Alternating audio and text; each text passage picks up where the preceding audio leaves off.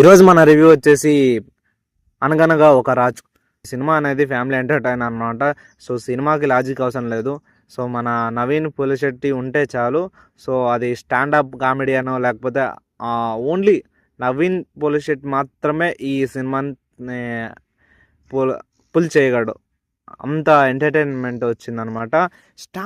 ఒక సినిమాలో ప్రతి జోక్ పండిందబ్బా, నాకైతే ప్రతి జోక్ పండింది.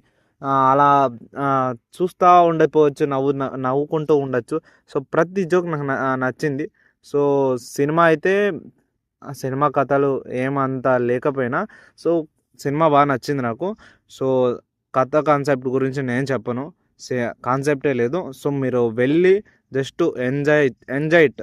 సంక్రాంతికి నవ్వుకుందాము అనుకుంటే వెళ్ళండి. సో 3 ఫ్యామిలీ ఎంటర్టైన్మెంట్ వచ్చాయి. సో 4థది కూడా ఫ్యామిలీతో వెళ్ళొచ్చు, Rajasaab. So out and out 3 entertainments ఇవి, ఓకేనా. సో వెళ్ళండి. అండ్ సినిమా సంక్రాంతికి ఈ 4 ఏవి గట్టి పోటీ ఇస్తాయో చూద్దాం. నాకైతే నవీన్ పులిశెట్టి బాగా నటించాడబ్బా.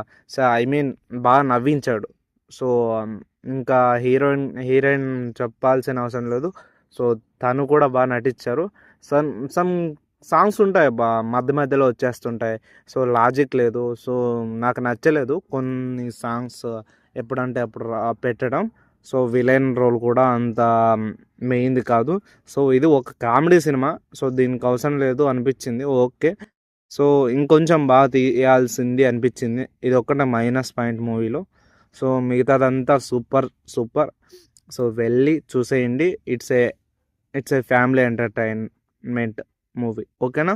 సో ఇంకా మన రివ్యూస్ రావాలంటే ఒక సబ్స్క్రైబ్ చేయండి కింద, ఓకేనా. Thank you for watching. ఒక కామెంట్ ఇవ్వండి మీకు ఎలా అనిపించిందో మూవీ.